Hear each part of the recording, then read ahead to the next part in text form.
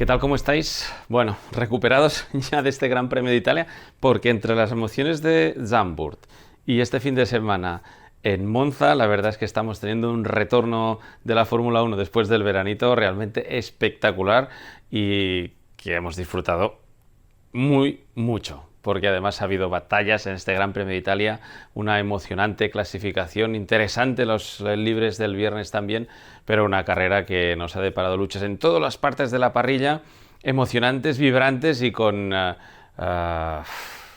mucha intensidad hasta el último momento, porque las posiciones del podio, sobre todo la tercera, se ha jugado en las últimas vueltas entre Carlos Sainz y Charles Leclerc. Ha ganado Max Verstappen, ya lo sabemos todos, con una muy buena carrera también de Checo Pérez en esa segunda posición, pero por medio han pasado muchísimas cosas y por tanto habrá que analizarlas con calma, aparte de ver esas novedades de los monoplazas de los equipos que han traído para una pista única como es Monza, de muy baja carga aerodinámica, eficiencia máxima, mínima carga aerodinámica para generar el mínimo drag y por tanto poder tener kilómetros por hora punta en esta larguísima recta, el reticilio del autódromo de Monza. Pero no todos fueron a los mínimos y vimos algunos coches con más carga que otros, o algunos con menos que el resto, y eso tuvo una influencia después en el desarrollo de la carrera, porque como sabéis, cuando generas un poco más de carga eres capaz de gestionar mejor la degradación térmica del neumático y eso se vio de cara al domingo.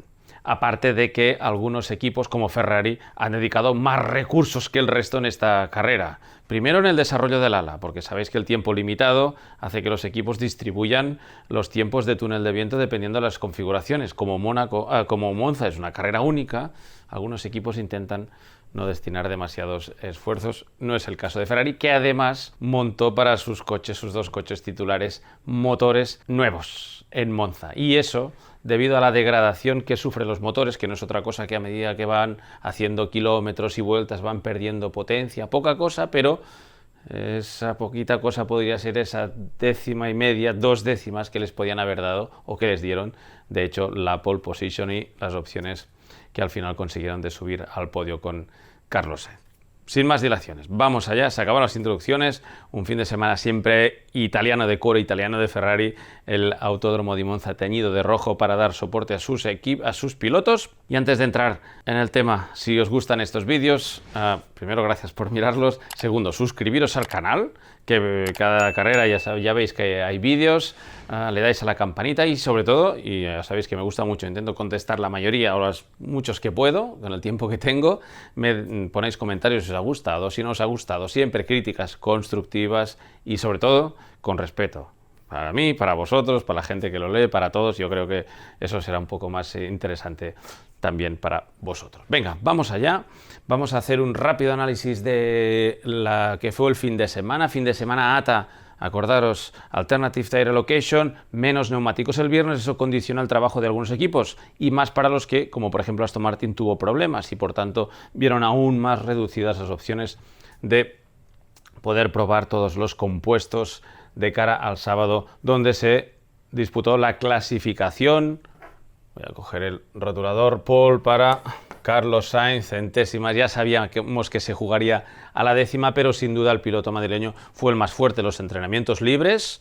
Lideró los libres 2, los libres 3, luego con el duro el Ferrari no funcionó tan bien, pero ya en el medio empezaron a recuperar velocidad y con el blando fue el más rápido en el primer intento de Q3 y en el segundo intento con el Q3 en una clasificación atípica por ese sistema de clasificación ATA que obliga a hacer duro con Q1, medio con Q2 y el blando para el Q3. A su lado Max Verstappen tenía la pole hasta ese último suspiro de Carlos Sainz y la tercera posición de Charles Leclerc, que no estuvo nada contento el viernes con el setup del coche, que tuvo que ir al setup que había seleccionado Carlos y por tanto fue a remolque ya desde el viernes de su compañero de equipo. Una clasificación que nos dejaba una carrera del domingo en la que sabríamos que pasarían cosas, porque ya habíamos visto que los ritmos de carrera del Red Bull eran mejores que los del Ferrari y que por tanto allí habría movimiento, igual que en la parte de atrás, aunque en todos esos equipos ninguno, estábamos claro y estaba claro por los tiempos vistos, haría ningún tipo de o sería ningún tipo de rival para ni Ferrari ni Red Bull. Antes de empezar la carrera, los problemas de motor de Yuki Tsunoda, que hicieron abortar la salida, volver a dar otra vuelta, luego pararla porque era una zona donde no había ninguna grúa y no había ninguna zona de extracción, había que entrar el camión grúa a pista y por tanto bandera roja, se volvía a hacer todo el procedimiento, una cosa que a algunos equipos les causó problemas de sobrecalentamiento y hubo un momento en que los equipos estuvieron en pánico, en la que esa vuelta extra, parar, costó tomar la decisión, no son fáciles de tomar esas decisiones, pero en dirección de carrera se vio obligado a sacar a la grúa, a la plataforma, y eso hizo que algunos motores llegaran al límite de las temperaturas, también sufrían los embragues y son muy importantes para la salida. Pero bueno, sea como sea, al final, restar, vueltas que se restan, las vueltas de salida o las de estas de vueltas abortadas, luego se restan del total de la carrera y por tanto teníamos una parrilla de salida en que había pocas sorpresas con los neumáticos. Teníamos ya descartado el neumático blando porque era demasiado blando, este año 1 grado más blando que el de la temporada pasada, y estaba claro que el neumático óptimo para salir iba a ser el blando, pero la opción del duro para los que estaban fuera de posición era una opción. Lo fue y les funcionó, porque tanto Bottas como Hamilton, que fueron de los de adelante los que optaron por esta estrategia, funcionaron muy bien. El medio necesitó gestión, necesitó que intentaran evitar que llegara esa degradación que llegó, porque hacía mucha calor el domingo en Monza y por tanto con el duro aprovecharon un primer stint largo en el que no perdieron mucha velocidad y pudieron completar la carrera con el neumático medio, que con menos gasolina, con más goma en la pista, con una temperatura un poquito más baja, aguantó prácticamente la mitad de la carrera y les permitió hacer una parte final de la carrera con mucha velocidad, como vimos con Lewis Hamilton. El resto poca estrategia, prácticamente se fueron cubriendo con los undercuts, aunque el neumático duro en la vuelta de salida le costaba de coger temperatura, de calentarse y por tanto dar sus mejores prestaciones. Y los cambios que vimos, algunos, fueron más por las pérdidas de tiempo que hubo tanto en la entrada como en los pit stop que por los undercuts que marcaron, que algunos sí funcionó. No hubo safety car, no hubo ningún incidente destacable más allá de la salida de Tsunoda, y eso hizo que pocas cosas pasaran, pocas opciones hubieran de poner patas arriba la clasificación, pero sí que hubo movimientos interesantes más allá de los dos Ferraris y los dos Red Bulls. Russell, buena carrera al principio, aguantó con el medio, luego paso a paso, buena remontada de nuevo de Lewis Hamilton, que si clasificara bien tendría muchas más opciones de las que ha tenido aquí o también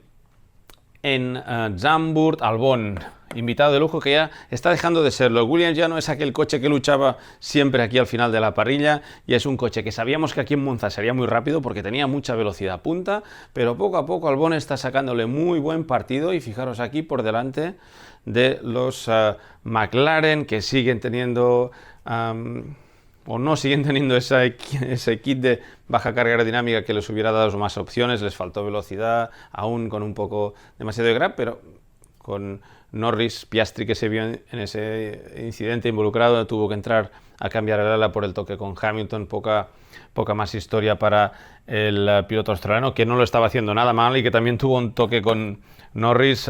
Piastri dará mucho que hablar, estoy segurísimo, lo está haciendo muy bien. Fernando Alonso, luego veremos el ala de Aston Martin, pero poco que hacer. Entró a duras penas a Q3, décimo en la clasificación, y luego el ritmo de carrera no le permitió mucho más que dejar esos 2 puntitos dentro del casillero de Aston Martin. Una vez más, el único que puntuó para el equipo, y que, culminó el que era para ellos un fin de semana que ya sabían que no tendrían muchas prestaciones, y por tanto allí se quedó con esos 2 puntitos que no están nada mal en un circuito en el que era muy difícil para ellos puntuar. Y Bottas, que gestionó muy bien la estrategia cambiada, salir con el duro para anotarse finalmente un punto, porque en la clasificación del sábado lo había hecho fatal en la quali. Por tanto, más o menos poco más que decir. Muy mal, como estaba previsto también, los dos Alpine. Este año en este tipo de circuitos el motor se nota mucho aerodinámicamente, tampoco ya no es el mismo coche del año pasado con las carreras de mucha velocidad, y por tanto ellos ya lo tenían claro antes de llegar que no sería un muy buen fin de semana para ellos. Gasly intentó una estrategia de una parada anticipada para intentar ir hasta el final. Al final hizo una segunda parada que tampoco le supuso mucho más de lo que consiguieron, y un Stroll que entre que se perdió los libres 1 porque los hizo Drugovich, el problema del motor que tuvo en los libres 2, pues clasificó el último y terminó fuera de los puntos. No está teniendo una buena temporada, no están ayudando tampoco las averías, pero la verdad es que la falta de prestaciones del piloto canadiense está afectando y mucho la balanza dentro del equipo, o decantando mucho esa balanza dentro del equipo Aston Martin. Me gustó también Lawson, clasificó bien, no lo hizo nada mal, luego en carrera se vio más superado, pero estuvo muy cerca de su Noda en los entrenamientos, y por tanto buena carrera para él, sin errores, va sumando experiencia. Parece y da la sensación de que Ricciardo no va a estar listo hasta el Gran Premio de Qatar, que en Japón tampoco lo veremos, y por tanto tiene en principio 2 carreras más para seguir creciendo, seguir demostrando que puede ser una buena opción para Red Bull. Vamos a la carrera, rápido análisis de lo que vimos. Salida limpia, todos esperábamos que en la curva 1, 1-2, en la primera variante habría algún que otro incidente, pues muy limpia y sin grandes altercados, sin toques, sin muchos pilotos que fueran a utilizar la escapatoria, y por tanto, chapó para los pilotos por esa primera vuelta o sobre esa primera curva tan limpia, sin ningún tipo de incidentes. A partir de ahí, y después de la buena salida de Carlos Sainz, fue un momento de esperar. El halcón que esperó a que el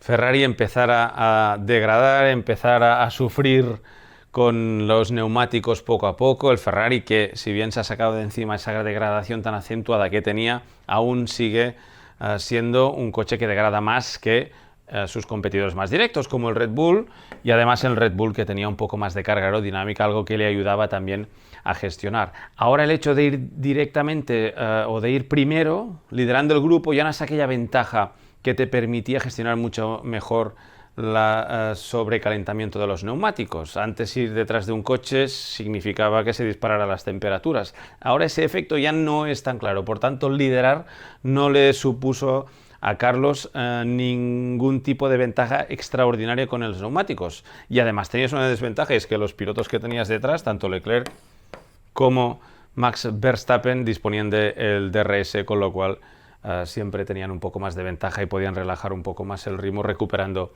velocidad y distancia en la recta. Al final Verstappen ejecutó el adelantamiento, hubo una maniobra bastante tensa en la que Verstappen tuvo que frenar en la chicane y por tanto no repetir incidentes, acordémonos del de Hamilton, y finalmente escaparse para ir tranquilamente hasta la victoria, con una carrera que tuvo que tan solo controlar su ritmo, los neumáticos, y copiar un poco las estrategias para no perder esa primera posición, que no tuvo ningún problema para llegar a la salida. Sainz, por lo contrario, se dedicó toda la carrera a pelear. Primero con Verstappen, luego cuando llegó Checo Pérez, que hizo una grandísima carrera ayer. Checo Pérez estuvo brillante, estuvo rápido, estuvo sólido, estuvo constante. Muchísimas peleas con Leclerc, pero sobre todo con Carlos Sainz, con esos movimientos que se quejaba Checo y que yo creo que no sufrieron ni tan solo la investigación de la Federación Internacional. En el momento de la frenada parecía que estaba quieto y por tanto no hacía ningún volantazo en el momento de la frenada.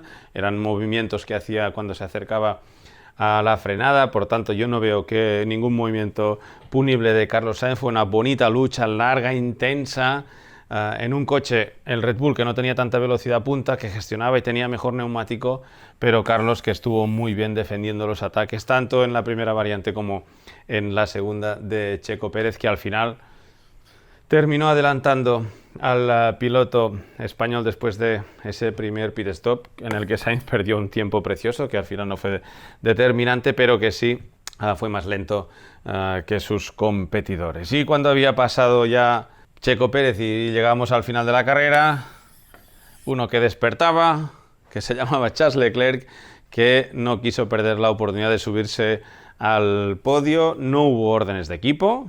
Esta vez en Ferrari creyeron que el cambiar posiciones sí tenía ventaja, ninguna, porque son para el equipo suponen los mismos puntos, y al contrario, hay un riesgo importante. Ayer Ferrari asumió y dio por entendido que dejar luchar a los pilotos era bueno en estas circunstancias en las que se podía perder un podio que hubiera sido de oro. Imaginaos la situación en que, y estuvieron cerca de tocarse, estuvieron cerca, y creo que en algún momento hubo algún tipo de roce. Se llegan a tocar y quedan los dos fuera y pierden el podio.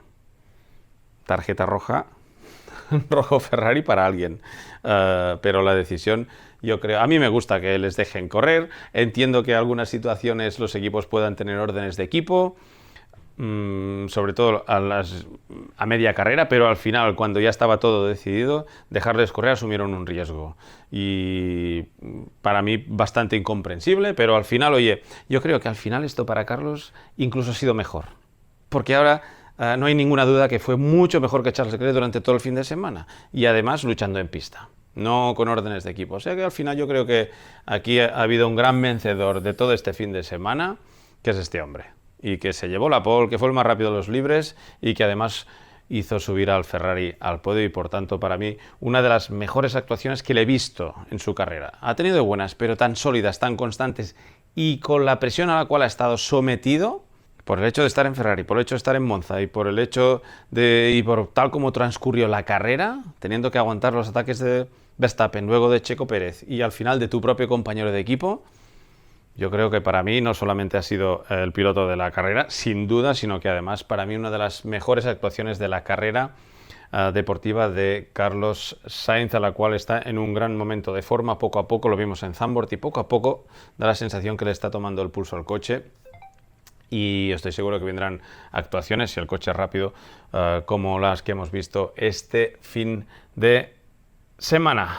Cerramos el capítulo de la carrera, que terminó con estos 3 cracks, 4, porque no olvidemos nunca al equipo también, Red Bull, que ejecutó otra vez otra fantástica carrera, mostrando superioridad, con la paciencia de decir tenemos más un coche de cara a carrera que de cara a la clasificación, pero sumando puntos importantes, recuperando la sonrisa de Checo, sí señor, claro que sí, en esa segunda posición, carrerón del piloto mexicano, que pese a estar en Q3 ahora, ya el próximo pasito es clasificar un poco mejor y meterse en esa lucha por la pole. Si consigue eso, yo creo que Checo va a tener muchas más opciones de conseguir no solamente más podios, sino opciones a victoria, siempre que Red Bull quiera. No nos engañemos. Venga, porque esta medalla de oro de momento tiene nombres y apellidos. 10ª victoria consecutiva, super récord de Max Verstappen. Red Bull, que lleva 15 victorias consecutivas, 10 del piloto holandés. Va a destrozar todos los récords este tío, porque yo no veo ningún piloto que sea capaz de arrebatarle, de momento, tal como está la situación, la victoria. Pero llegará algún día, llegará, seguro. Venga, vamos a tema de incidentes, decisiones de comisarios deportivos. Fue un fin de semana bastante tranquilo. Luego hablaremos de la TD 0018, de la Directiva Técnica para Singapur. Pero incidentes, los 5 segundos para Lewis Hamilton en ese toque que tuvo con Oscar Piastri a la llegada de la segunda variante, clarísimo. El propio británico luego pidió disculpas a Piastri, que estaba quieto, frenó en su sitio, y Hamilton, que le dejó sin espacio, intentó abrirse para hacer la chicane, le tocó, le rompió el morro, y por tanto 5 segundos de penalización que al final no perjudicaron en demasía a Hamilton, porque pues pudo remontar con el neumático medio y recuperar el tiempo. Aquí los tenemos, 5 segundos y 2 puntos de penalización por ese toque clarísimo. Se movió hacia la derecha en la zona de frenada hasta contactar contra Piastri, que no se había movido y que por tanto estaba manteniendo su línea. Sin discusión esta de Lewis Hamilton. Hubo otras situaciones, como otras penalizaciones, como la de George Russell, los 5 segundos por no devolver posición. También hubo otro similar con Esteban Ocon. Aquí sí que los 5 segundos está claro, es el reglamento, se aplica el reglamento, no devuelves posición, te saltas una chicane, Ganas posición, no la devuelves y te penalizan. Pero este tipo de penalizaciones a veces a mí no me terminan de gustar en este caso, porque a veces los 5 segundos valen la pena recibirlos. Porque si tú tienes un coche que no puedes adelantar de ninguna manera porque tiene un poco más de velocidad punta en la recta, no hay manera de adelantarlo, oye, me salto la chicane, me meten 5 segundos, pero yo tiro y lo recupero fácil. Por tanto, esta norma en algunas situaciones puntuales, seguramente en el promedio está bien aplicada, en algunas situaciones, no digo esta la he tomado como ejemplo, pero sí que podría causar alguna otra. He dicho con Ocon, no, el incidente fue con Ocon, el incidente de Russell, la otra creo que estaba Piastri de por medio, pero nada, quería hacer una pincelada porque a veces estos incidentes son de aquellos que se puede sacar partido, vamos a decir, pese a la sanción. Vamos allá, venga, novedades, alas, Monza, cargas mínimas, baja aerodinámica. Y empezamos por Red Bull, porque Red Bull empezaba el viernes, no solamente fue Red Bull, sino muchos equipos lo que hicieron es pruebas aerodinámicas. El viernes vamos a hacer settings, por ejemplo, con un poco más de carga aerodinámica, fijaros en este flap superior, pese a que la ala es la misma, la ala principal, el flap superior, que es el del DRS, fijaros aquí, cortado, para hacer en las mismas situaciones, pues todo esto demás, 2 pruebas de carga aerodinámica para tener datos para ver cuál es el rendimiento de una ala y de otra. Fijaros el ala de Red Bull con un elemento superior muy grande. Si vistes las fabricaciones, un circuito de baja carga aerodinámica, el DRS tiene menos efecto, mucho menos efecto que en un circuito de alta carga o de carga media. Lo que los equipos lo que hacen es intentar hacer que este elemento superior sea más grande, pero pese a eso se gana muy poco, medio segundo, 4 o 5 décimas en Monza, unos 7, 8 o 10 kilómetros, depende del coche, por tanto no es tan fácil adelantar y lo vimos durante la carrera. Red Bull, que además en el ala delantera tenía estos cortes. Si sacamos carga en el ala trasera, tenemos que descargar también el ala delantera para mantener el balance aerodinámico, y presentaba este ala delantera que lo que suelen hacer es recortar, literalmente recortar el elemento superior, el flap superior, pero en este caso solo lo utilizó Max Verstappen porque Checo Pérez tenía un perfil un poco más, con más de cuerda, un poco más ancho, vamos a decir, que seguro que le daba un poco más de carga en el eje delantero. Normalmente suele ser el revés, pero Max Verstappen con menos carga aerodinámica en el eje delantero. Atrás muy parecidas las alas de los 2 pilotos. Esta es la pinza de freno del Red Bull. He querido mostrarosla porque la vi sin las tapas que cubren toda la zona delantera. Fijaros, todas estas, vamos a decir, protuberancias que lo único que hacen es mejorar la refrigeración de la pinza de freno. Hay más superficie de contacto con el aire y por tanto es más fácil bajar la temperatura. Una pinza que prácticamente, este sería el buje, está colgada de la parte inferior. Y yo os quiero mostrar otra, por ejemplo, esta del Alpine, que está en la parte delantera y otros lo tienen en la parte posterior del buje. Eso ya depende de la cinemática de las suspensiones, también de la distribución de peso, un poco mejor si la tienes abajo que si la tienes en la parte más superior, también de la refrigeración. Hay muchos factores que intervienen a la hora de determinar la posición de la pinza por el diseño de las suspensiones, las simulaciones, las dinámicas cinemáticas, etc. Muchos factores. Ferrari que sin duda que es el equipo que seguramente más ha trabajado aerodinámicamente el ala única para el Gran Premio de Italia, para el circuito de Monza. Ala principal plana, muy poca carga aerodinámica y lo que os decía también con el Red Bull, fijaros en el elemento superior con mucha cuerda. Cuerda es la distancia entre el borde de entrada y el de fuga, el de salida.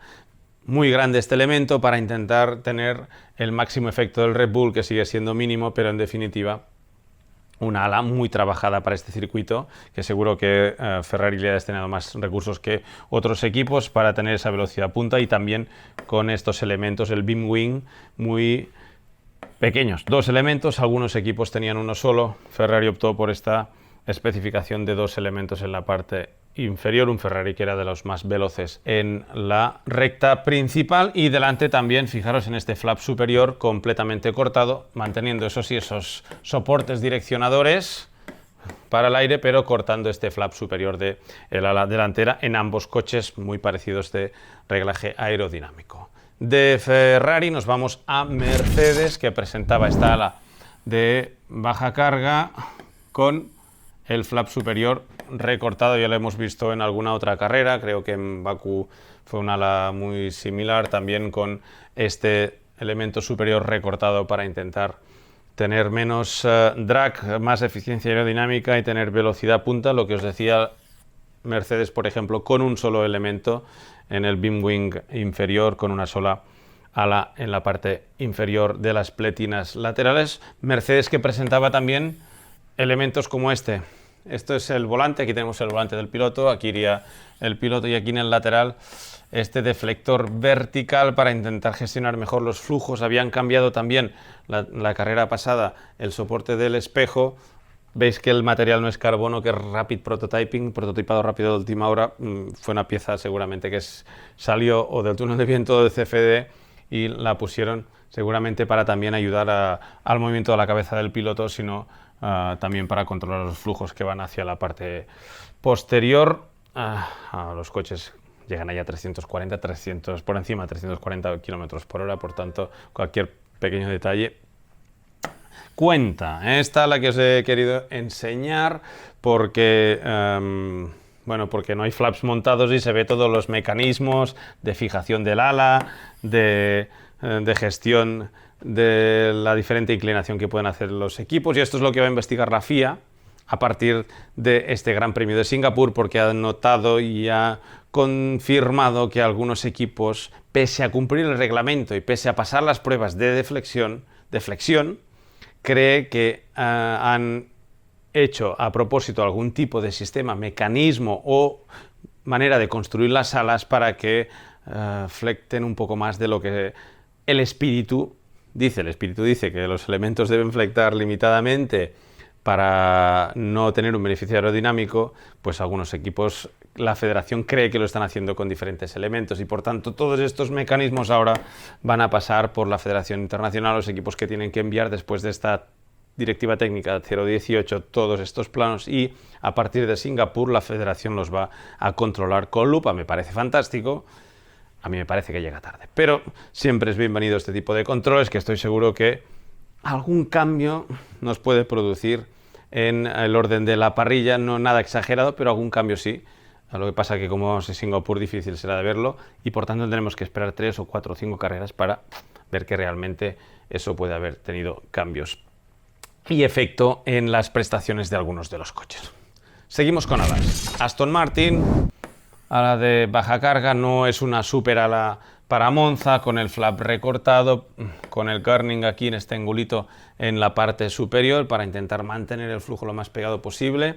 No es un coche muy eficiente, ya sabemos que en los circuitos en los que se necesita baja carga y eficiencia aerodinámica, el Aston Martin no es precisamente uno de los mejores de la parrilla, no es una de las virtudes de este monoplaza, de este AMR23, y por tanto, con esta la intentaron gestionar de la mejor de las maneras. Tenían velocidad punta, ya no es lo mismo del principio de temporada, velocidad punta había, pero han ganado velocidad a base de descargar el coche, y esto al final, velocidad en la recta, peor paso por curva, peor frenada, peor tracción, peor gestión del neumático. Eso, desgraciadamente, con los números que tiene el coche, es difícil de que cambie, a no ser que haya un cambio radical, que no creo que suceda, y por tanto habrá que esperar a la próxima temporada para ver competitivo el Aston Martin en circuitos como este, que yo estoy seguro que lo van a conseguir. Otra foto que me sorprendió este fin de semana, no sé si la